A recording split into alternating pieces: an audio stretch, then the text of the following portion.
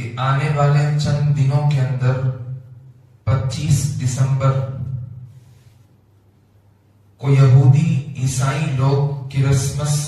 یا Christmas day کے نام سے کچھ تہوار مناتے ہیں۔ اسلام کے اندر اللہ رب العزت نے مسلمانوں کو، حق پر چلنے والوں کو 2 عیدیں میسر فرمائی ہیں،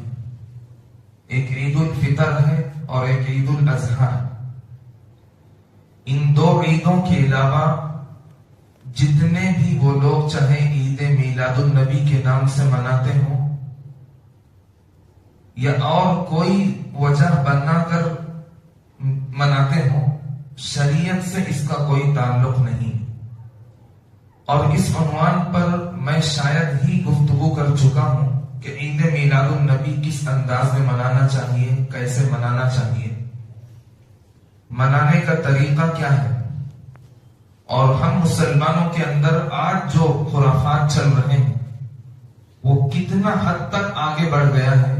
وہ آپ کے نظروں کے سامنے۔ اس کو ہم چاہے منبر پر بیان کریں